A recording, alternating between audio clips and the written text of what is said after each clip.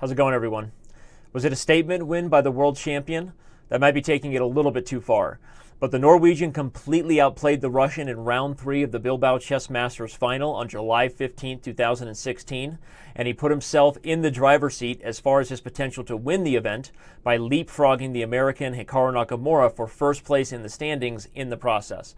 Let's take a look at what happened on the board. We start out with a Sicilian, and quickly Carlsen shows his hand by playing a delayed Alapin. The philosophical point behind the Alapin is to not reach a traditional open Sicilian, where black is actually gaining a small positional edge by giving up a wing pawn for a center pawn. Black now has 2 versus 1. This is some basic chess philosophy, but it's important, and I'm going to explain why in just a minute. The Alapin is delaying that idea with the intention that as soon as I can get d4, I will have 2 pawns against 2, but my pawns will be much better, a la Nimzovich's dream. Bishop to e2 sets a common trap. If you don't know it, you will now. Black, of course, cannot take this pawn. If you want to pause the video and guess why, you have about 2 seconds. That's because of queen to a4 check with a fork on both the king and the knight. If you weren't aware of that common trap in this type of Sicilian, once again, you are now. But after g6, castles, and bishop to g7, now we see the first sort of odd move, although it is theory, bishop to b5 check. Now, beginners at home might be saying, how in the world is the world champion justifying moving a piece twice in the opening before the rest of the pieces are out? And this is a good point. But in this position, it has a very specific goal. As I said, white wants in an Alapin to get d4 and to get 2 good pawns versus 2 sort of bad pawns. The problem is you can't play this move right away, as now knight takes e4 works. Queen a4 check is no longer winning a piece. So white is going to have to concede something in his plan. Either they give up on the idea of an aggressive d4, and certainly moves like d3 have been played. There's been other lines where the bishop, instead of going to e2, would actually go to d3 and then c2 with similar intentions. White is losing something to keep the goal of getting 2 pawns in the center in mind. And that's what bishop to b5 check is about. Now, we're losing a small tempo, but our goal is to establish the 2 big pawns in the center and hopefully gain an edge in the middle game in the process. That's exactly what Carlsen does here. After knight to c6, we get d4, and once again, the pawn on e4 is not capturable because of threats of d5. The knight on c6 is pinned. Queen to b6 is played. This is all theory. Bishop to a4. Still, the pawn on e4 is not capturable because of d5, so we can still see that white has justified his loss of time with the bishop by getting the 2 big pawns in the center. That's the idea. C takes d4, c takes d4, and now castles. This is all theory. And we see white strike with d5 anyway. Officially, you could probably say we left well-known theory when Carlsen played bishop a4. This has not been the most common retreat.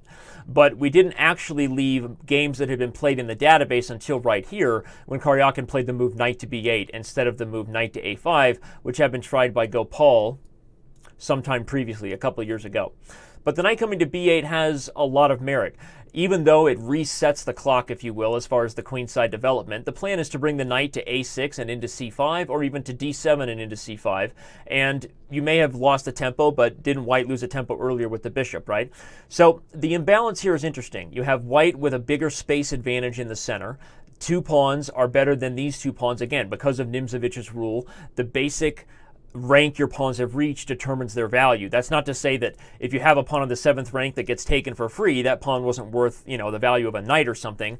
But it makes sense that if you've established a sort of dominance over a position, that's what space is. Space, by definition, are the squares available to your pieces behind your most furthest advanced pawns. And so if you can extend a space advantage and control it, that gives your pieces more options, and options leads to more power.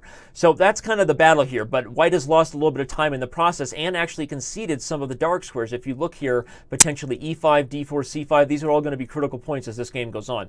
Because of that, white is actually a little bit irritated when black brings the bishop to g4 and gives it up for the knight. You might be thinking the bishop pair seems a little bit awkward for black to give up so easily, but again, highlighting that this game is going to be about whether or not black can control the dark squares to compensate for his space disadvantage in the center. Then a move like bishop g4 taking on f3 makes pretty good sense, right? After knight b to d7, rook to b1, the position is still pretty equal. I analyzed the line with our favorite dragon here, my little helper friend. How you doing up there, Lizard, helping me in today's show. I analyzed the line with bishop to e3. Could Carlsen have accelerated his development a little bit? Maybe, but this line is actually a little bit unclear after things like queen a3, rook a to b1, knight to c5. White has variations where he can win back his pawn on b7. There's tactics with this knight on f6 moving, though, and opening the bishop. It's a mess, and I think what you could argue Carlsen might think is that it's not like the rook on b1 is misplaced anyway, so might as well make this move. The rook in some cases can push the pawn to b4, so it helps. The rook comes to c8, nothing is more natural, and after bishop c2, knight e5, queen e2, knight d7, all of these moves make perfect sense to me. Not a lot of explanation needed. Black is increasing the pressure on the dark squares. White has been sort of trying to coordinate the pieces. That's why the bishop came back to c2, and the queen coming to e2 is okay anyway because White probably wants to push a pawn to f4 if he gets a chance. So all these moves make perfect sense. And then we see bishop to g5. As I commented in the Game of the Day analysis over at Peter Docker's news report, the written analysis I used to prepare actually knowing what I'm talking about in this video. And there's a lot more details there, so you can go check that out at the Chess.com news report. I said that bishop to g5 is an active developing move, but it's also kind of baiting his opponent to go for something aggressive. The point is that Black, of course, doesn't want to guard the e7 pawn with a move like f6, right? This move blocks the bishop on g7. This is not a very happy thing to do and creates weaknesses on the light squares. So Black plays h6, which dynamically makes sense. The bishop can't take on e7, probably because then f6 is going to trap that bishop and you may end up losing it. So bishop h4, a natural retreat. But now when Black plays g5, we can't say this move is bad. In fact, if you look at what the engine believes, right, we're looking at a position that's dynamically very equal. The engines don't give the unclear symbol, which means it's so crazy we don't know what they're talking about. They just say it's zeros, meaning they kind of think it's equal for both sides. But certainly equals or zeros does not mean draw, right? It means the position is very dynamically equal. But I'm highlighting that because even though the position is still dynamically equal, g5 is also exactly the sort of risk it to get the biscuit move that Carlsen wanted his opponent to play in order to get real dynamic winning chances. After bishop to g3, the theme is very simple. Black is going to have to try to hold the dark squares down to justify the extension of his kingside pawns, or he may end up regretting doing so. And White is going to try to push f4 as soon as he can to start opening up those lines. Queen a6 is a very good move because the endgame at this point, especially if the trade happened here, would favor Black. You see the c4 square eventually available to this knight, the two rooks operating dangerously like a Benko gambit on the open files. We like Black. Because of that, Carlsen has to retreat the queen. And this moment here is the first, I would say, truly critical one. Still dynamically very equal. As you can see, as the engines say, there's a number of different options. But the move that the engines tend to like here, as you can see, the move knight to c4, is not a bad one. Okay, it's definitely better than the move Karjakin played. It creates some potential tactical threats. As you can see, the b2 pawn, if it's taken, the knight on c3 falls. And this position becomes a little bit of a mess, even with the move bishop to d3 pinning the knight. That's kind of forced. But I actually had a different suggestion, and I would say that probably Karjakin might have considered the move knight to g6, which also opens up the bishop, also helps to get attacking chances on the c-file. But from my human perspective, it completely shuts down at least the immediate motivation for White to ever push f4, because Black is going to take it and eliminate the dark square bishop. There might even be positional ideas of bringing your bishop on g7 into e5 to trade off for this guy. And that was my human intuition even before I accidentally went away from the computer and let the engines think on this position for a while. And the engine eventually likes the move knight to g6 just as much as knight to c4. If you don't believe me, you can check it out. So that would have been my suggested approach, but either knight c4 or knight g6 would have been better for the potential challenger to the World Championship. But instead, the Russian played rook to c4. This is a really awkward move, and even though it almost feels natural, right? It's active, it's aggressive, I'm going to double rooks on the c-file. He ends up having to justify this rook's journey for the rest of the game, and the truth is Carlsen could have immediately played the move f4. He didn't, even though the engines love it. He played the human move, right? Get the king off of the diagonal first, and then f4. But either way, f4 right away, or what Carlsen did here, I just love it, and it makes sense. And honestly, in the same fashion that Nakamura took Carlsen down by prying open his kingside, and exposing the naked emperor, that's exactly what Carlsen does to Karjakin in this game. So to reiterate, I think the critical moment of knight g6, knight c4 was there. Black is not lost yet, but position is already going to start favoring White big time. Check it out. Takes, bishop takes. We clearly see that the prying open has helped White. Now the queen starts running back over to the king side. It's possible this is also a little bit of a panic move. Maybe he should look to be more aggressive. But one note should be is that now that the rook is on c4, just to show again how awkward this is, he can't even think about moves like knight to g6, either here or before, to try to prevent it, because now if the knight goes to g6, the bishop comes to d3 and pins the rook to the queen. So Carlsen is in the driver's seat here. He shows just that by bringing out the queen, puts her on f5, and now after queen to d8, bishop to b3, rook d4. My comments were, okay, maybe he should have played the move rook back to c7. I think objectively he probably should, but he probably went Forrest Gump here and figured, well, I've already come this far, might as well keep on running with the rook, right? So he brings it to this really sort of, I don't want to say dubious, but weird position on d4. I think he could have justified it, and as I give my final comments to where I thought Karjakin could have played the position better, this isn't a horrible move yet, but it definitely starts to get you thinking, what's going on with Black's position?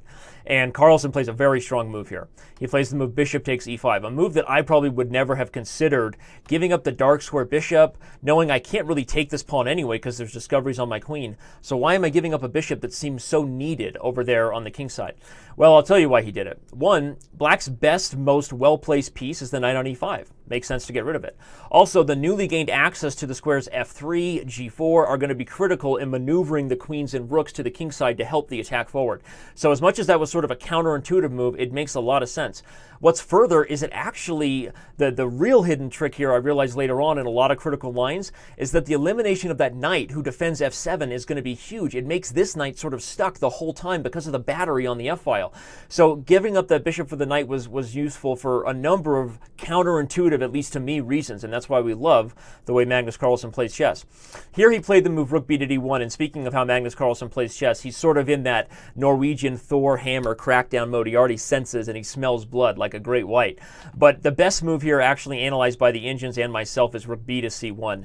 A really nice move, and sort of funny when you look at it. It doesn't seem great at first, but how exactly does Black stop White from moving this knight and dominating on the c-file? I don't know that he really can. If that knight moves and White gets a clear advantage on the c-file, you might see this queen and rook meeting up for some good times over there. A line I looked at was even queen to d7, a complicated trade. We can clear it and bring the rook into the 7th rank after a number of moves, and White is better. Without going into all the analysis I did here, you can do that at the news report. We'll say that that was definitely an option, maybe a better one than what Carlsen did. So he played rook b to d1, and now after queen d7, taking on d7, it doesn't make as much sense, of course, because White is not going to get the c-file like he did in my line. So, of course, we keep the queens on the board. And after rook to b4, rook to d2, rook to f8, g4, the attack is clearly on. g4 helps justify rook to d2, because the rook's coming behind the g-pawn. Rook to g2 comes, and now h4 helps justify the last couple moves, g4 and rook to g2. All the play for White on the king side seems very natural. Rook to b6, here comes g5, and after king h8, rook to g1, this was probably the last moment where Karjakin could have played better. I'm not sure if he played the move that he did because he just totally missed Carlsen's response, or if he was just panicked. Honestly, it's a tough position for Black already. But the best move for sure was to just sort of try to stare White in the face and make him blink first. An example is that if you put the rook here, h5 can't be played because the g5 pawn hangs. And if g takes h6, we just take back. And a move like takes actually does nothing. In fact, you can see the evaluation slowly switching, and White's king may be in trouble. So again, I understand that White doesn't have to play the obvious moves h5 or g takes h6, but because those are the most obvious moves, it makes sense to, if you were Black, to maybe sit on the position a little bit and see what Carlsen could come up with. Instead, he played the move f5, kind of a lash-out panic move. And after queen h3, a very, very nice tactic, pinning the pawn to the queen on d7. Position is falling apart for Black. There's just too many weaknesses to hold. He played rook to b4. Last shot was to try to make the rook move to some square on the 6th rank to try to keep an eye on the tactics that are coming on g takes h6. But in a line I analyzed with bishop a4 and then knight to b5 is going to force the rook to the squares that he doesn't want to go to, and either White is going to be taking on f5, winning everything very soon, or taking on h6 and infiltrating with the rooks, similar to the game. So after f5, queen h3, Karjakin played rook to b4, and here we go. Takes h6, and then the very, very nice queen to g3, threatening mate on g8. Queen g8, rook takes, that's Chekalina Schlamba, Holmes. Knight f6, queen to g6, he's just busted, getting mated on h6, as knight f6 was the only way to really deal with the threat of queen to g8, sacking the queen for mate.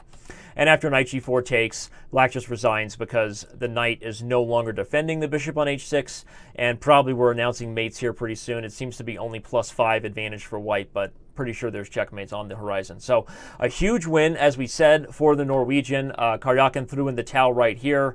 All the analysis is available in even more details over at Chess.com's news reports. Again, we appreciate you watching. Give us a like, give us a share. Hopefully you are enjoying our in-depth coverage and everything we're bringing to you right now from the Bilbao Chess Masters Final as we cover the top players and all the things they do to make us happy to be chess players ourselves. Thanks, everybody.